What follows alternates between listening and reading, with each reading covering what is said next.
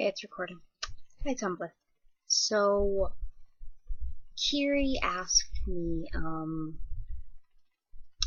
question, and, this being, and I quote, "This is probably a terrible question to ask, and one that has probably already been answered. But just how did one Ashley Laura Marie end up in a life-ruining flushed affair with Degrassi?" And I figured that you had to hear me say this and actually see my face to truly understand. You probably don't, but I just like when I can record things because I can. I actually just discovered this, and it kind of puts a damper on this because saying, and I quote, "I've been waiting 11 years" sounds a lot better. But 10 years ago, because of when it aired in the States, and that was when I would have had to see it.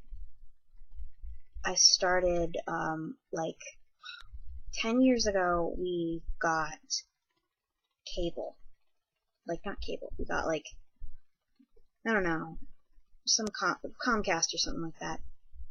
And all the channels that we had not had before, like Cartoon Network and The N, I think it was called at the time. Now it's Teen Nick. And, I like to check in, see all the things I'd been missing. And I'm pretty sure, October of 2002, around that time, they were having a marathon of this show, Degrassi. Degrassi, The Next Generation, if you want to be technical. And I'm not completely sure why I was on the channel. I think I was on Noggin earlier that day, which was what they had, like, their daytime thing, because they had something on that I wanted to watch, probably Ghost Rider or something. So you can blame Ghost Rider for all of this. So you can technically blame Ryan for all of this. No, that's a lie. And I saw, like, commercials for it, and I thought it looked kind of odd, because what are they doing? They're talking about like kids getting their periods or something. What are they? They're talking about, like, school stuff, and it confused me because I never really watched high school things or, like, teen dramas or stuff like that. I never watched any of that stuff. So I didn't quite understand, like, the tropes. I didn't understand what was going on, what was being used. Like, if I watched anything, it was like sitcoms. I watched Boy Meets World, and that's basically it for anything that could possibly resemble this, and even then that doesn't really resemble it. So, like, how this is already 3.5 minutes. I babble, I'm sorry.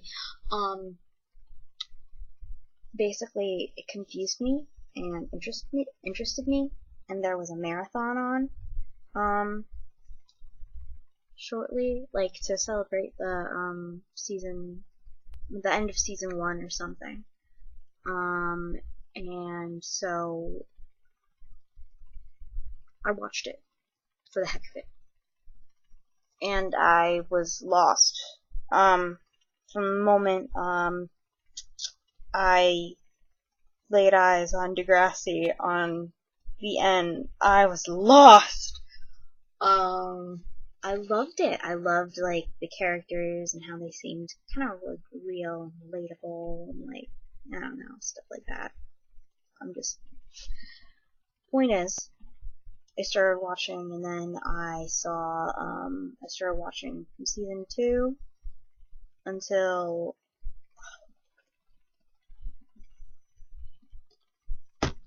I want to say I watched straight through season 7. Yeah, I watched through season 7, and then season 8 was where I fell off for a bit. Maybe. I think I missed a couple episodes of season 7 towards the end there. Probably. But, the point is, how I entered a flushed affair with it. I don't know, cause like, it was a show that I casually liked. Well, not really casually. I mean, I tried to watch each week.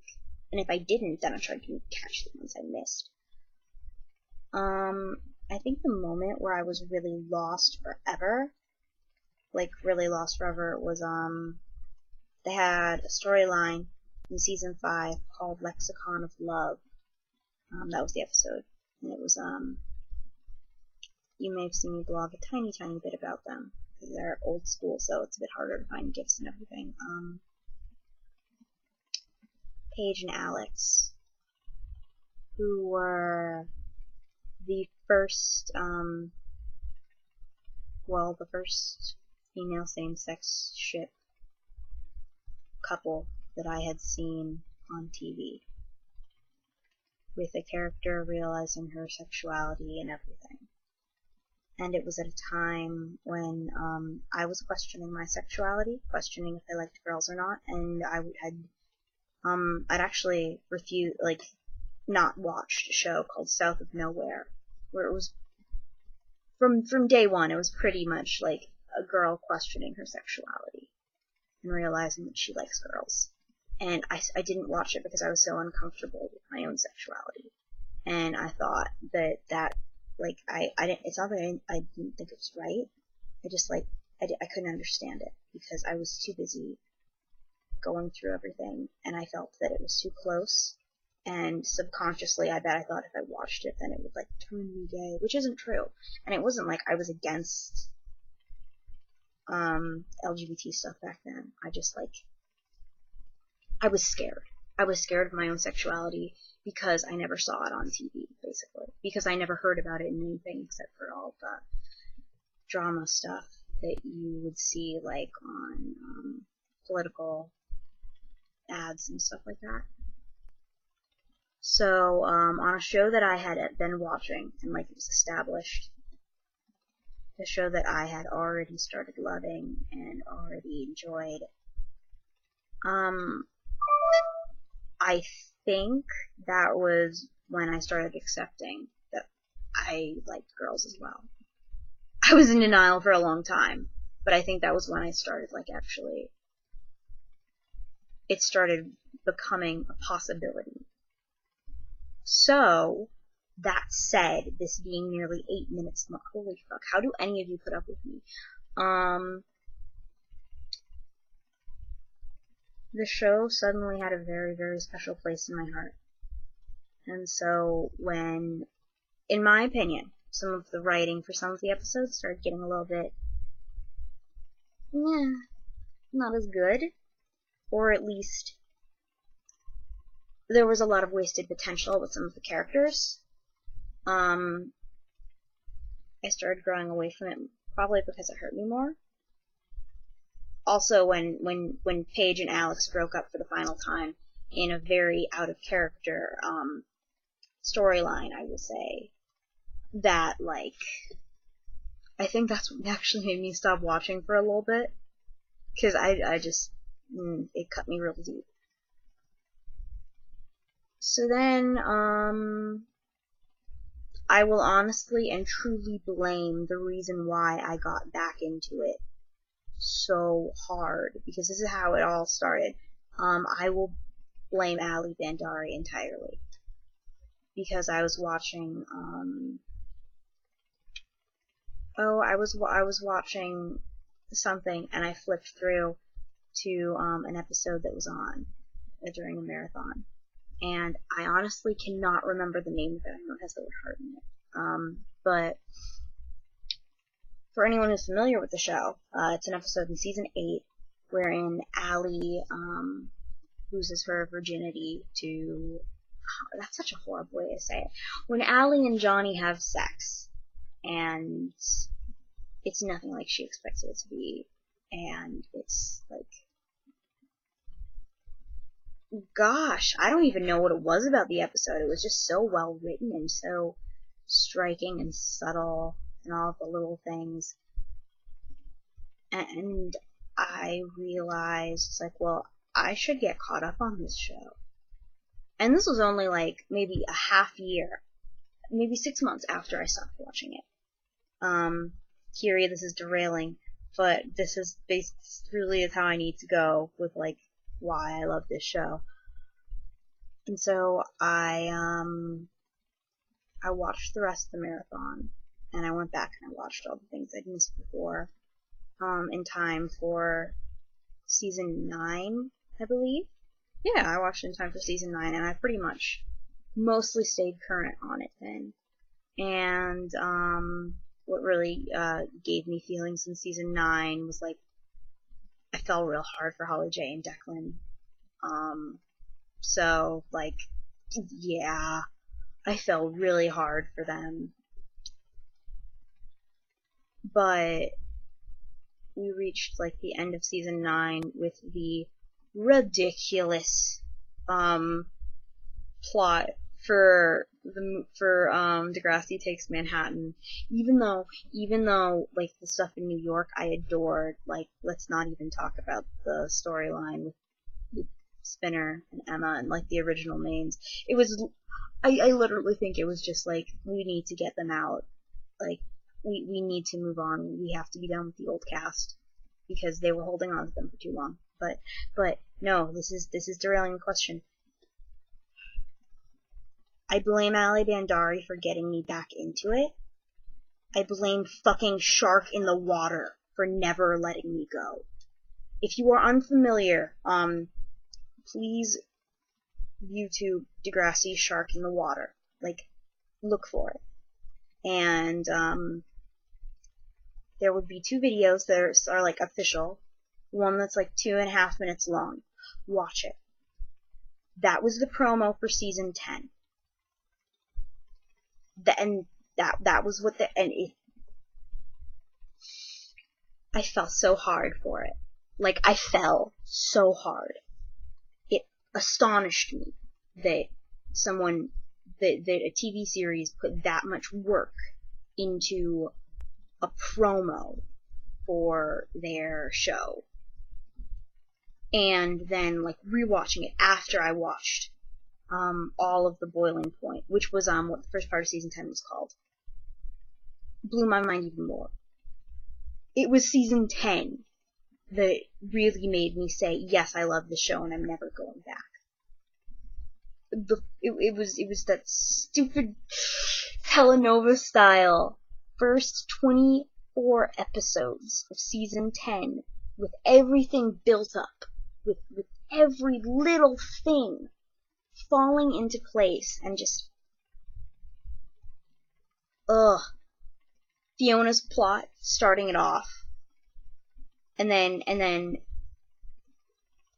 Eli and Claire, like I haven't really gotten to do self-identification blogging with Claire in that, but stuff Claire went through with her parents. My parents never got divorced, but there were times when I was younger when I really wondered, and it really scared me. And there have been times since when my parents have been fighting when I have... It doesn't make much sense if I say it out loud, but where I've gone to a place in my head that says, even though it didn't work, Claire did this, so maybe I should try it, and stuff like that. Like, that's how I get when I start self-identifying with characters, or over-identifying with characters. Like that post that was reblogged a while back, where it's like, if you, like, have you ever loved a character so much or seen yourself in character so much that you start to become that character? That's what I do. And I can't really explain it, but like, things like that, storylines that hit home for me, really drew me in. Other things in season 2. Oh, of course, Adam's plot. Like, shit, Jesus Christ. It was all just so good and so quality. And I started getting into the fandom, which was, I don't regret. I don't think that really helped me, honestly, with falling so in love with Degrassi. And then, like, I just never went out or looked back. I literally cannot think of a time since then, since that stupid summer 2 years ago, when I have not absolutely loved this show. Even if it hurts me sometimes, even if I have cursed things out, even if I don't agree with some of the directions gone with characters in the past, I love it. And I love it because just it feels real. If that makes sense. The characters feel real. I have not found a character like, no, I found a couple that I've been able to say, oh, I hate this character, and I hate it, I absolutely hate this character. But there are very few characters on this show where I can say, I hate you forever, and you cannot be redeemed, or like, nothing you do will make me like you. I've said that before, and then I've been proven wrong. It's shades of gray. Everything I love. It is looking at things that happen every day to kids, things that have happened to me, things that have happened to people I know. And if you're actually still watching this, wow, I commend you. No, if you have actually been reading my little rewatch live blog that I've been doing, like, how many feelings I get about the phrase media matters, pretty much. That's what this show is dedicated to. And sometimes they mess up. I will admit that very, very clearly. Sometimes they mess up, and sometimes they don't exactly get it right. But a lot of the time they do. And a lot of the time the message sent is that, oh, my phone's ringing. Oops. Whatever. A lot of the time, the message sent, dramatic pause, is that you need to, you can't be ignorant of your surroundings. This show was created originally to teach, and I think it still does that. It teaches and it entertains, and the character arcs are, for quite a few of the characters, absolutely phenomenal. Ask me about Casey's character arc sometime. Or so far, Claire's, Eli's, Allie's, oh my god. And Fiona, of course, Imogen so far. I can't name a single character that is that I can say has the best character arc, because a lot of them have really great character arcs. And, you want a short answer? I entered into a flushed affair with this show because it is that good. I joke around about it every now and then, and sometimes I act ashamed, or I would act ashamed no fucking longer of it. But that's only that's because of the rap it gets. I don't understand why. I mean, okay, I do understand why in some cases. Some of the shit that went down is ridiculous. But at the same time, while you're watching it, you don't think about it like that. You don't think about, all of the stuff that happens when... One second. One moment, Mom! You don't think about, characters, how weird it is for one character to go through so many things, or you don't think about how unlikely something is. You're just watching and you get sucked in. It's so good at sucking you in, and it's so good at giving you something better. I learned so much from this show growing up, and I continue to learn. And a whole bunch of kids do too. Despite the fact that sometimes a lot of the time, I shake my head at the fandom. Quite a bit of the time, I think some of the lessons or some of the messages Not exactly learned.